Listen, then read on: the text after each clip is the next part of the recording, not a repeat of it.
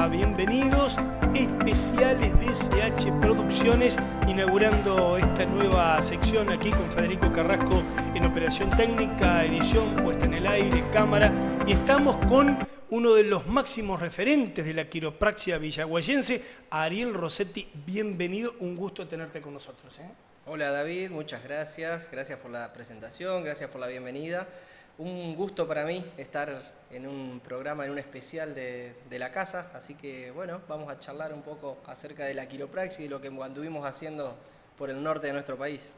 Ariel, viviste una experiencia dentro de lo que podemos decir para ustedes como desarrolladores de una disciplina que tiene que ver con la salud, fantástica. Pero por otro lado, te queda un espacio oscuro dentro del corazón por cómo vive esta gente. Ustedes estuvieron en comunidades aborígenes, estuvieron en el norte del país, qué olvidados, y no hay por qué mirar para otro lado e ignorar. Es muy bueno lo que ustedes hicieron para visibilizar, para que vengan y para que nos cuenten las cosas que pasa a esta gente en las cuales, fíjate vos como hablamos fuera de micrófono, ni siquiera tiene agua potable. Tal cual, tal cual. Vivimos una experiencia muy chocante para la mayoría de los que fuimos. Nunca habíamos estado en un ámbito, en un lugar como ese, y nunca habíamos visto las condiciones en las cuales vive esta gente, estos pueblos originarios allá en el norte, así como los habrá en distintos puntos del país. Nosotros en este caso fuimos ahí al norte de Salta, pero sí, la realidad es muy cruda, choca mucho encontrarnos con ese tipo de contraste de lo que uno viene acostumbrado a vivir día a día, a encontrarnos con eso, digamos, que sabemos que existe, pero una cosa es que te lo cuenten y otra cosa es que lo vivas, que estés en el lugar. Y es realmente una experiencia muy movilizante, muy movilizadora. Ariel, ¿qué entidades o agrupaciones idearon esta experiencia que ustedes vivieron? Nosotros fuimos alrededor de 40 quiroprácticos que nos movilizamos por nuestros propios medios hacia Salta, hacia la ciudad de Salta capital, y después desde ahí nos trasladamos a la ciudad de Tartagal, donde estaban los grupos que habían organizado. Hay una quiropráctica que se llama Geraldine Heredia, que es una quiropráctica que vive y trabaja en la ciudad de Tartagal. La ciudad de Tartagal es una ciudad grande, yo no sabía que tenía tantos habitantes, pero algo de 300.000 habitantes o algo así. Es grande. Es grande. Bueno, Geraldine trabaja en ese lugar y ella quería llevar la quiropraxia hacia los pueblos originarios de su provincia y empezó a mover algunos hilos. Hay una organización, una ONG que trabaja también con los pueblos originarios ahí en Salta, que se llama Patapila. En realidad trabaja en varios lugares del país, pero ahí puntualmente en Salta, Geraldine se comunicó con la gente de Patapila, que son los que asisten a estas comunidades, que les llevan agua, les llevan medicamentos, les llevan atención médica, los ayudan en trámites con papeles, lo que es documentación y demás. Y después un grupo de quiroprácticos que fueron los que nos convocaron, digamos, a través de ellos, que son un grupo que se llama Quiropráctica Eficaz, que nos convocaron para ir a ese lugar, y bueno, nosotros los que quisimos, dimos el sí, digamos, y después nos pusimos de acuerdo entre nosotros para movilizarnos hasta allá. En nuestro caso fuimos en auto, salimos desde acá, y en otro caso chicos que salieron de Buenos Aires fueron en avión, otros fueron en colectivo, otros fueron en eso. Y en lo que respecta al desarrollo de lo que ustedes hicieron, primeros momentos en los cuales ustedes llegan. Ustedes tenían un plan, un organigrama, ¿no es cierto? Tal día visitamos tal comunidad, quiero que me cuentes, que me especifiques qué comunidades aborígenes visitaron, cuáles son las diferencias entre una y otra, y básicamente cuál fue el trabajo de campo que hicieron. Bien, nosotros fuimos con un cronograma ya estipulado, que lo hizo la gente de Patapila, o sea, toda la organización se encargó de armar un organigrama, justamente armar un cronograma de actividades, donde teníamos, desde que nosotros llegamos a la ciudad de Salta hasta que nos vinimos, digamos, estuvimos bajo estas no directivas, sino bajo este organigrama, sujetos a este organigrama, dentro de los cuales incluía visitar comunidades, distintas comunidades en distintos grupos. Cabe aclarar que fuimos más de 40 quiroprácticos de todo el país los que fuimos y estuvimos divididos en grupos, en 6 grupos de quiroprácticos.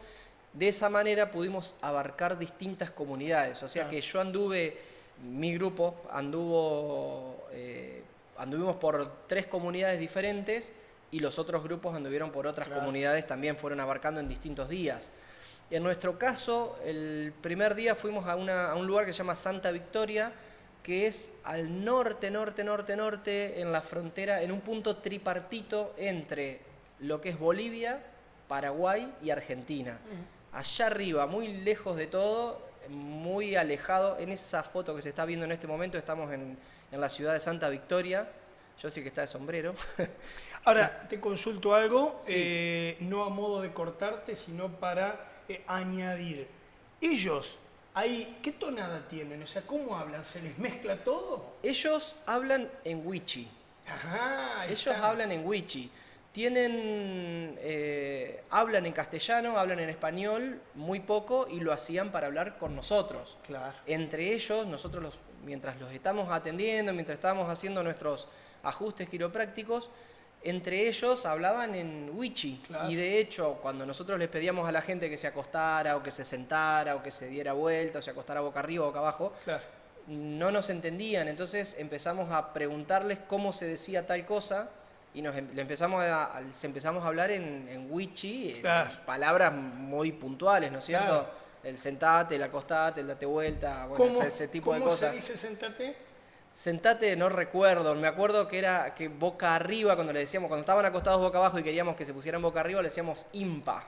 Impa quería decir boca arriba, y después no me acuerdo porque Claro, se te mezcla. después fuimos a otra comunidad, del mismo día fuimos a otra comunidad, o sea, a la mañana estuvimos en una comunidad wichi, y en otro, a la tarde, el mismo día a la tarde, fuimos a otra comunidad que eran chorotes. Ajá. Que hablaban en chorote, era su idioma. Entonces nosotros fuimos re cancheros, que habíamos aprendido palabras Venían a hablar en wichi. que veníamos a hablar No en entendía. wichi y los tipos no nos hacían caso, le decíamos que ahí está, en esa foto está la zona Claro. tripartita entre Claro.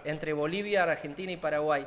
Nosotros les hablábamos en wichi y no nos entendían, entonces tuvimos que preguntarles a ellos cómo era en su idioma las palabras, digamos, que nosotros usábamos con ellos. Y, por ejemplo, ellos se sienten argentinos, se sienten paraguayos.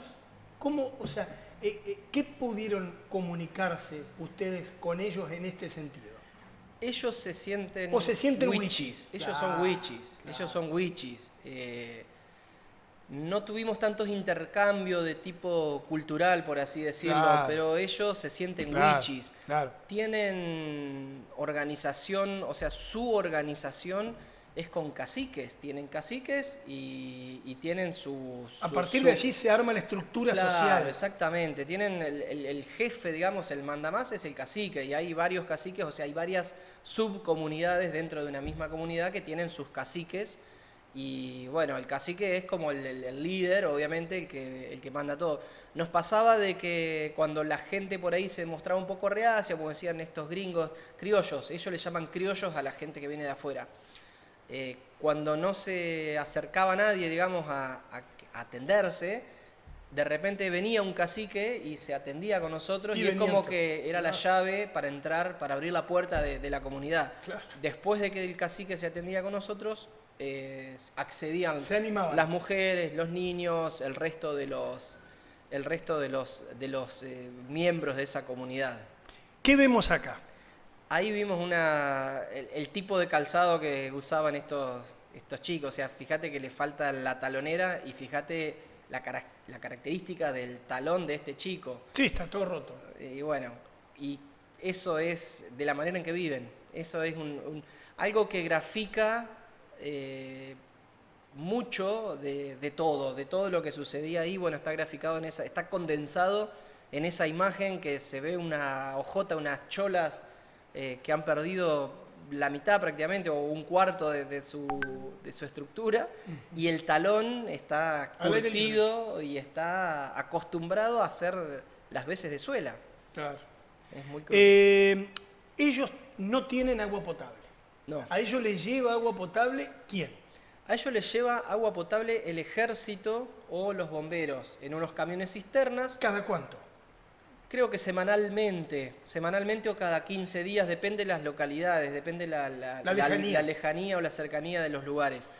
Tienen una especie de sachet, podemos decir, un sachet gigante, no sé de cuántos litros, que los bomberos o el ejército llena con una bomba, en un sachet que tiene un pico, se introduce una manguera ahí y se vacía el tanque que traen en el camión, lo vacían en ese sachet, en ese depósito.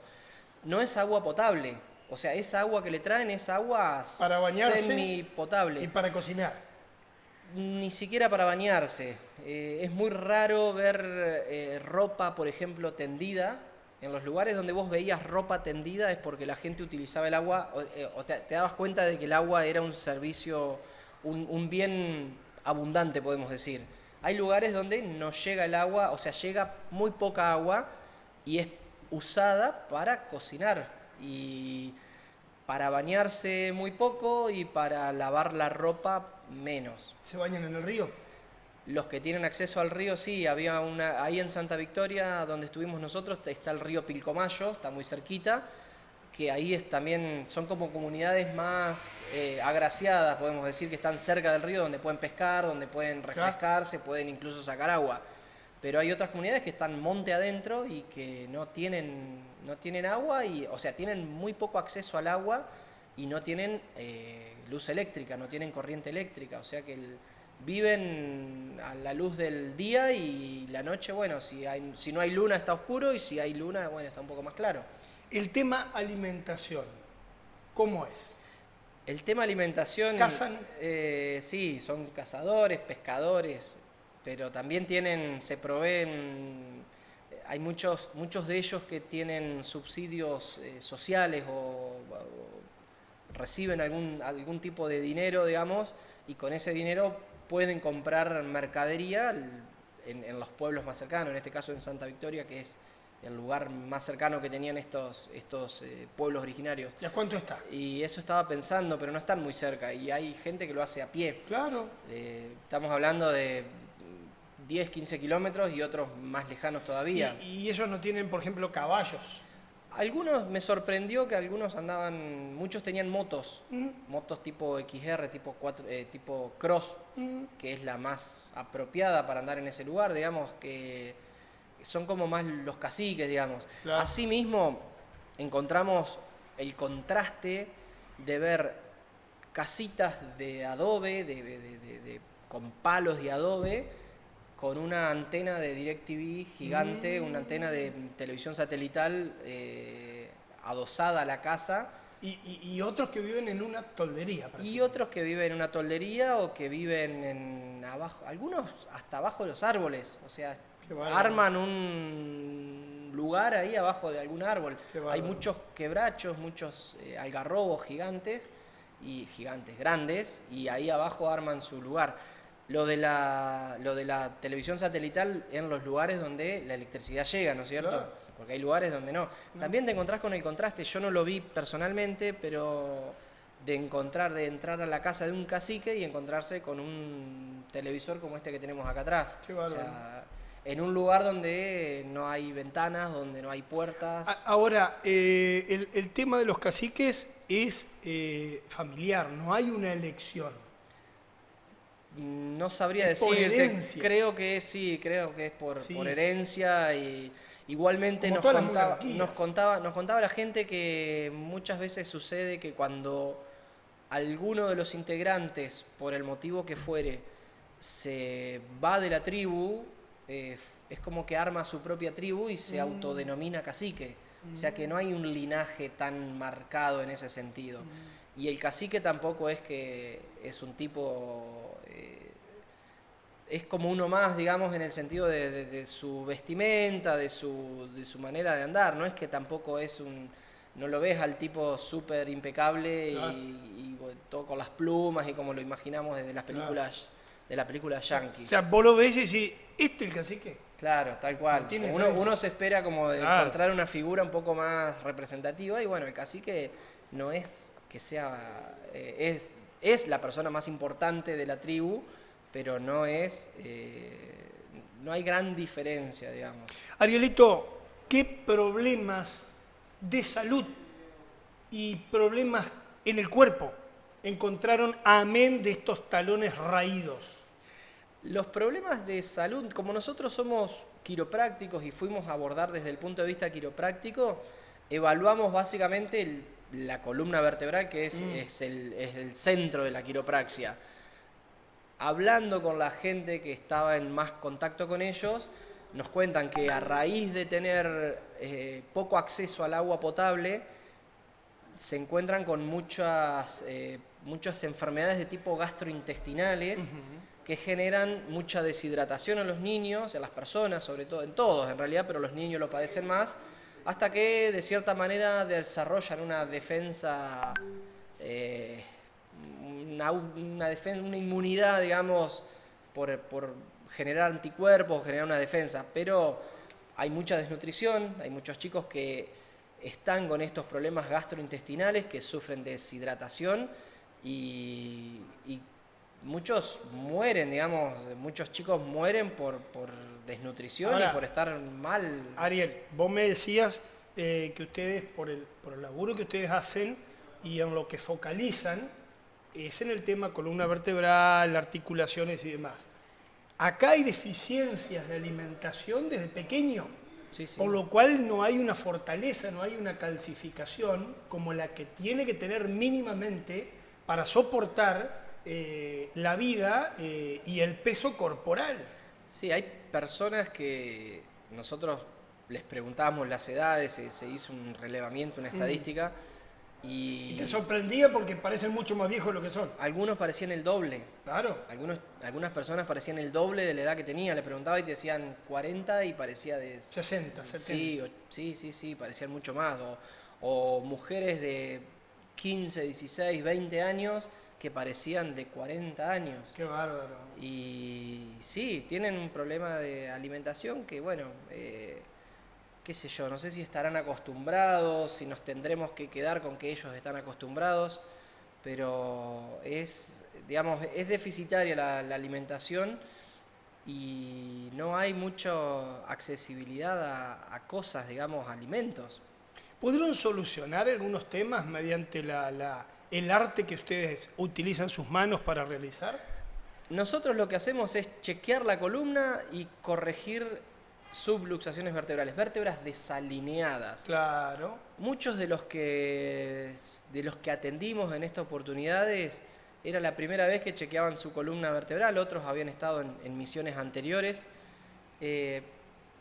No es que solucionamos algo definitivamente, probablemente estas personas hayan sentido algún cambio, el cual no supimos porque nosotros fuimos por comunidades en distintos momentos del día. Estuvimos el sábado y el domingo atendiendo gente y muchos de ellos quizás no lo volvamos a ver nunca más nosotros, no lo sé.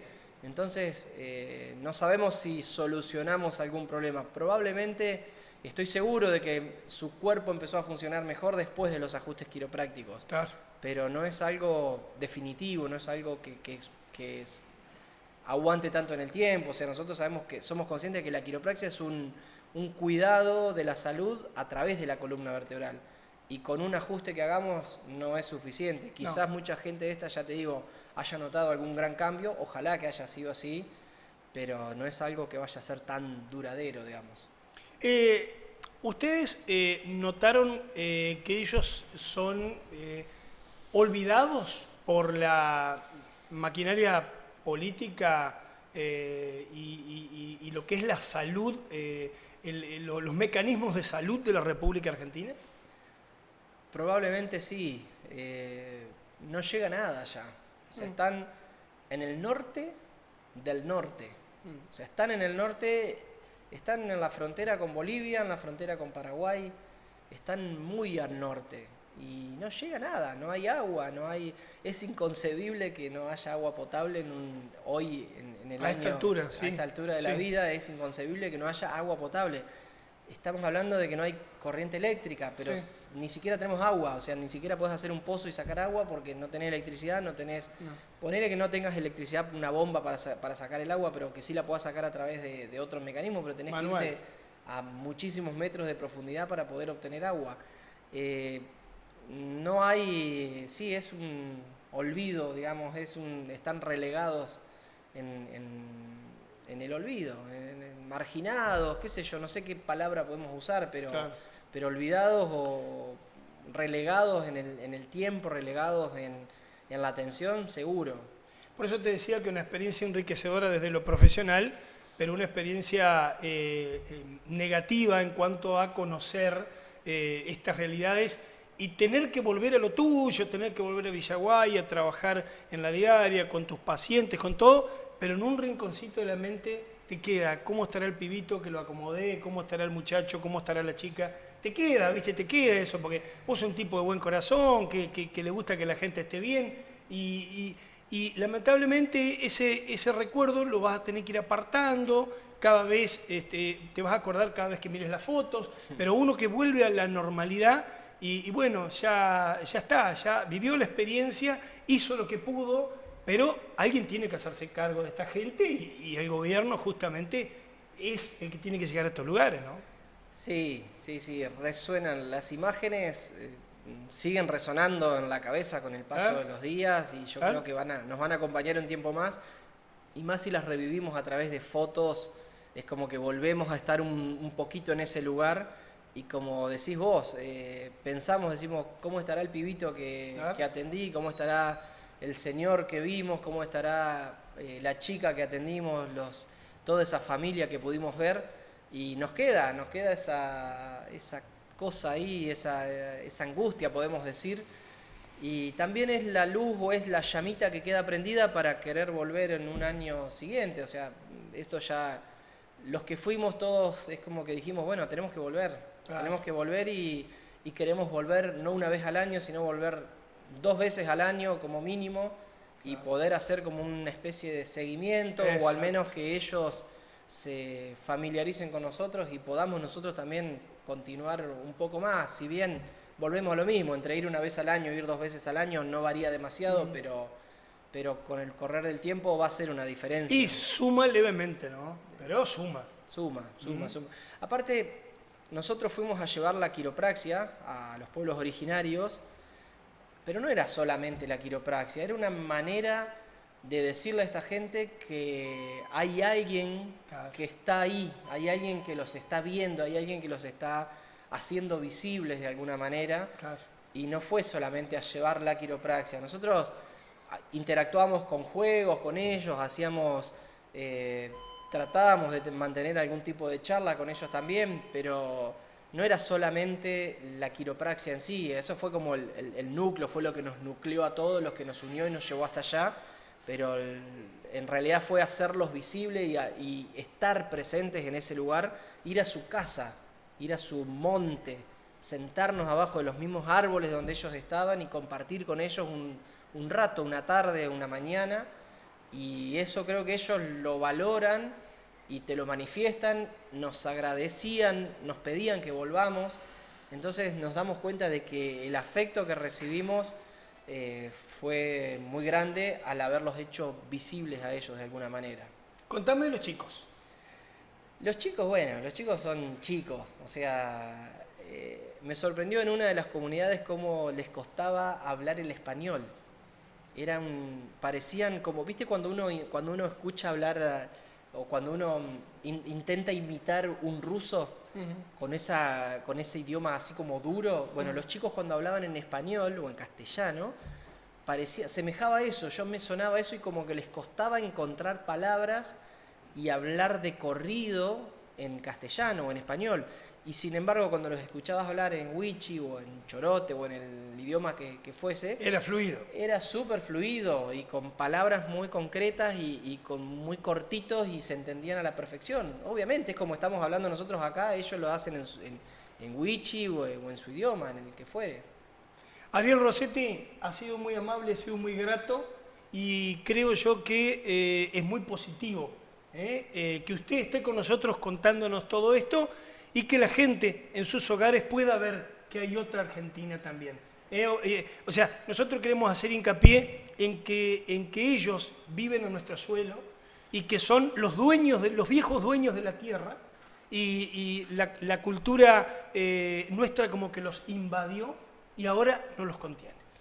Exactamente. Bueno, David, yo agradezco el espacio, agradezco que esto se haga visible y que llegue a más personas y que también más personas lo pueda ver, lo pueda hacer visible también. Y si tienen la oportunidad en algún momento de visitar estos lugares y de llevar algo, lo que sea, esta gente va a estar muy agradecida porque, Claro. como estabas resumiendo vos acerca del olvido, de lo relegado que están y de que son compatriotas nuestros, que están allá arriba, lejitos de todo y que están muy olvidados. Así que bueno, agradezco el espacio, mando un afectuoso saludo a toda la televidencia de este canal, de esta señal.